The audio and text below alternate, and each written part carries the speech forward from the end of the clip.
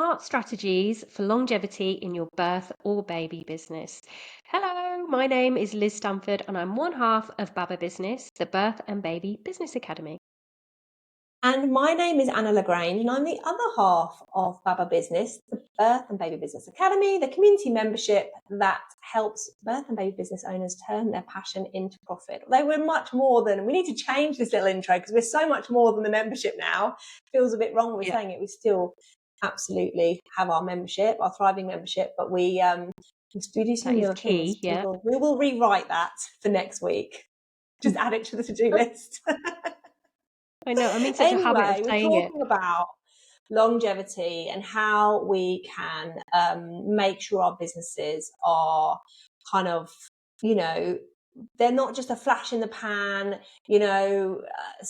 big kind of, we're making just like big sales now. We're trying to bring in money now. We want to create systems and processes that mean that our business is continually, I'm not even going to use the word growing as such, like just continually bringing in fresh customers and audience. And this is so important in our world because actually there is a kind of time limit to the time that people are going to work with us. I'm not talking about me and you, I'm talking about parents. It's not like, say, sport, is it, where somebody, is a runner and then therefore they're going to, want run coaching or whatever other sporting goods are for a long time. Like pregnancy and, that baby phase is only so long. So Yeah. particularly in what we do have to make sure that we have ways of always bringing in fresh new people into our world to show them what we do. Yeah, definitely. I think, some of the language that we hear around audience building can be a little bit off-putting, like creating a lead magnet and having a funnel. For some people, that sounds sounds a bit technical, and it's like, what the heck is that? And I Yeah. think that put me off for ages, to be honest with you. It put me off for ages, sort of thinking, that's not something I need in my business, or, that's for these kind of, bigger businesses or, businesses that aren't in person, more online businesses. But actually, when I was running my in-person like birth and baby business locally, I did eventually do it, and I wish I'd done it sooner because it just starts to grow. You still have to do the other things, like you still have to get out there in your community and meet people, like you still need to do social media, you still need to network and build relationships. But if you can have something that's effectively in the background, nurturing people, teaching people who you are and what you stand for and what they can gain from working with you, then it's another sort of string to your marketing bow. And it's also something that's like we said in the title, like it creates more longevity because you're nurturing them, particularly if you are staying in touch with those people who are downloading your lead magnet, which is essentially just a freebie, something free that you're giving Yeah. people in exchange for their email address. Although some people say, oh, it's not free because they're giving you an email address in exchange for it, but there's no money that's being crossed. Although you can have like a low cost freebie if you wanted to. So they have that freebie, they go onto your list, they get some nurturing emails, and then you need to be kind of like staying in touch with them, making sure you're popping in to their inbox. And I guess when you break it down like that, it sounds much more simple, doesn't it? It sounds much more achievable for people. Yeah, I think the way to think about this is, what is the journey of somebody who's going to then book on your product, whatever it is, whether it's in pregnancy or whether it's, after the birth. Excuse my dog snoring in the background.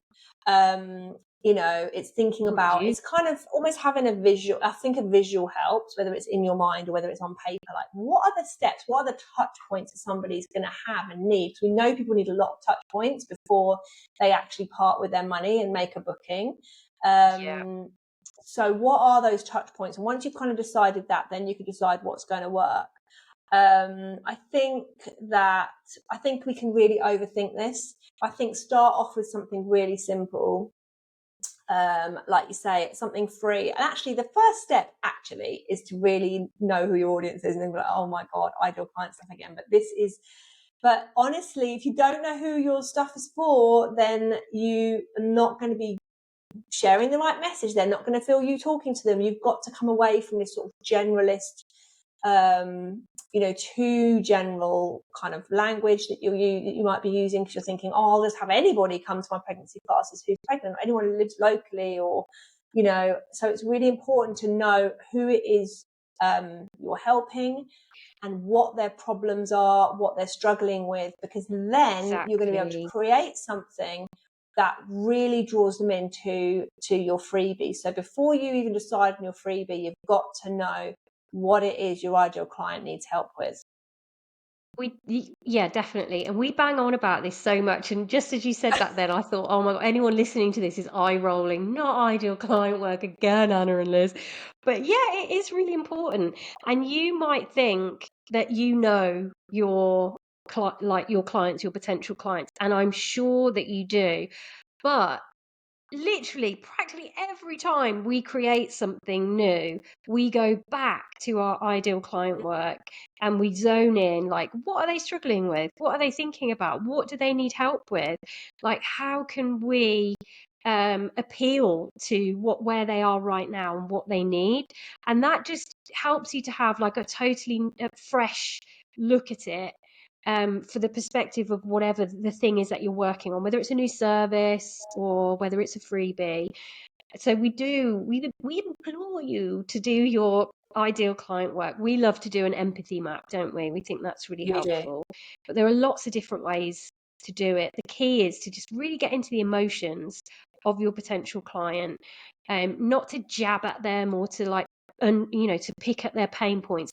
It's to understand them so you can then help them with what it is that their issue or their problem is. And again, people might be thinking, well, if it's a pregnant client, or if it's a parent who's just had a baby, then they're all going to have the same problems or issues. I mean, yeah, there's going to be similar problems, similar issues, but think about the exact kind of person that you want to work with and what they're struggling with, because we're complex humans. We all have different issues. So what are the issues of the people that you want to be helping and supporting, and just zone in on it?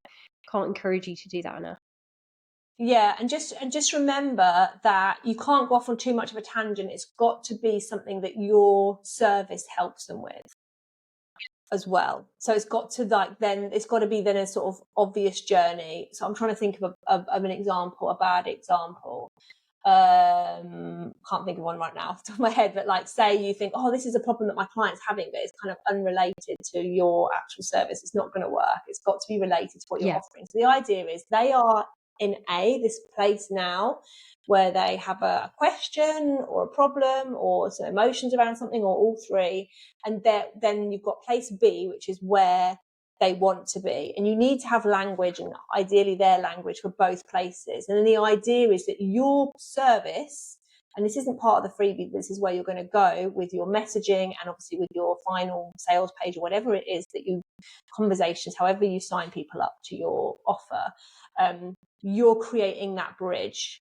So you've almost got, like, one way I like to think of it visually, you've got one side of the river, you've got the other side of the river, and your product is like these stepping stones that they're going to take to get to the side of the river where they want to be.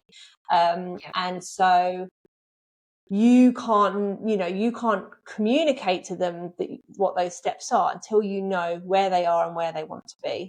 You can do all of that whilst you're building a funnel. We're not going to go into massive detail about this now, because we've actually got a workshop coming up where we're going to teach you how to do this. But the thing about setting this kind of stuff up is it is a lot of work in the beginning. I'm not going to lie, because you want to do your ideal client work. You're thinking about your A, you're thinking about your B, you're thinking about how does my product fit in, and then you're doing the technical side of it, whatever that is. You can go simple to quite complex. But the beauty of this is once it's all set up and it's there and it's functioning, all you have to do then is just share it. And you can automate that even. And then it brings people into your world on and on and on. And I'm not saying you never need to refresh it. Absolutely, you'll need to check in every, I don't know, every few years. I mean, I've got a freebie that I created for parents back in, I think it was about 2016, I think, actually thinking about it. So it's 9 years old. It's not relevant to anything I really offer now, but I still get sign-ups. So, Yeah, you know, but and it's still, it's kind of a bit of a waste of space. No, it's not, because it's helpful for parents. But my point is that 9 years on, I've forgotten about it. It's not really relevant to my business, but people still enjoy it and use it, and it's still bringing people into my world in a funny little way. So it's very, very top of funnel for you, isn't it? Because I've got similar, haven't yeah. I? So I've got a freebie that I basically inherited with the Calm Birth School, Mhm. and I still use it to bring people in to the very top of funnel. And so it's not related to what I offer at the Calm Birth School. It's related to like people preparing for birth, and whereas I'm more about the training now, but the people who are preparing for birth now and having babies, I know that they're the most likely people who are going to do my training at some point. So they come in via Yeah. this I'm using my hands to demonstrate the very top of funnel, and then they get filtered through into another funnel which is more related to training. And that does work really well for me in terms of building up the audience and building up the list. So we can think of it in that way, that there is a yeah, you can bring people in that you're even thinking that aren't quite ready for your service right now, but they might be one day, and that's just building up the audience and the potential number of people that you have to work with. Yeah, look, don't underestimate how much some people want to think ahead. I mean, my one of my yoga teachers, she's just very newly pregnant, and she is like desperate to work with me, and I'm just like, okay, it's like a little bit early, but I'm really pleased you're so enthusiastic, and I'm happy to answer any questions you have. But like, there's some other stuff. Let's, focus on that first. But I love how enthusiastic she is about breastfeeding, and I love that she wants to come and work with me. So don't never underestimate that even people I know trying to conceive will already be thinking ahead to birth. Perhaps they've got some kind of health problem or concern, or perhaps they're just got extra anxiety about it, and they're already searching and looking for information on this potential problem or thing that they're struggling with. One of our members actually was telling us recently how early she's finding some of her or most of her clients booking into like antenatal classes and stuff, like very early on in pregnancy. So don't ever underestimate like how early on you might want to share what you have, to teach people and look after people with, as far as a funnel or a freebie or information that you share is concerned. I just want to say one more thing on this as well, which is this.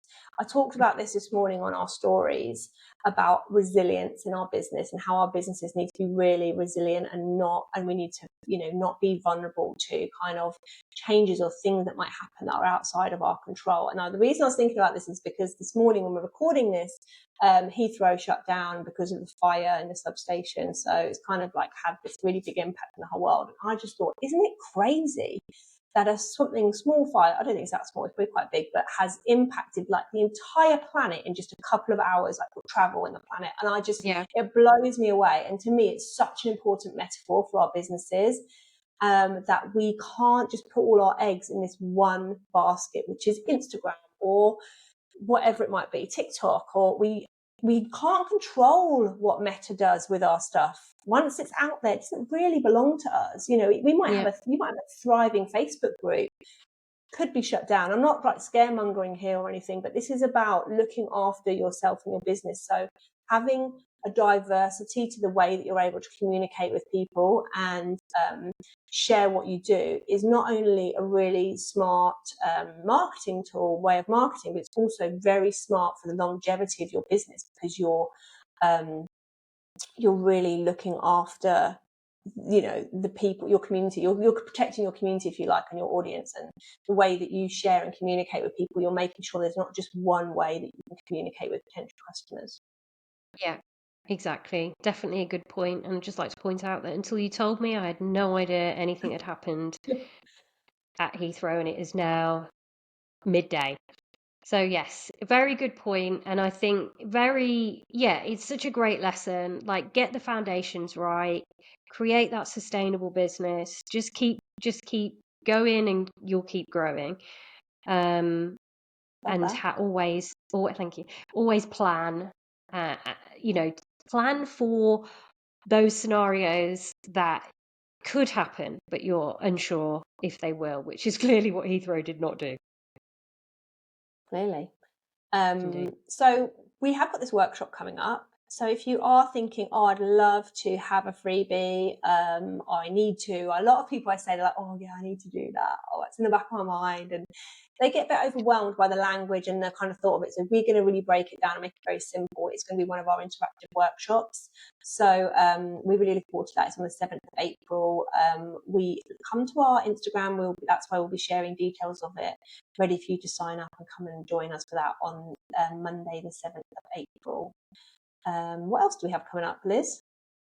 So we have got Baba Live London, which Oh is my coming gosh. up in October. I know we haven't released the tickets to the general public yet, but previous Baba Live attendees have had the opportunity to purchase, and so have our members by the time this podcast goes out. So watch out, they will be available with an early bird offering over the next few weeks or so. So if you heard about Baba Live, which we had at the end of February, and you got a bit of FOMO, then don't have FOMO this time. Come along and see what it's all about, because we're excited already, and it's not until October, is it? So it's the 10th of October in London. We'd love to see you there. And the other thing we have is our mastermind, which is kicking Yeah. off on the 1st of April. And yeah, we're probably not going to be actively selling it from this point, but if you are interested when you listen to this podcast, there may still be a spot. So reach out, and we'll send you some information. Lots going on. All right. Well, thanks for joining us, and we'll be back next week. Bye. Yay. Bye.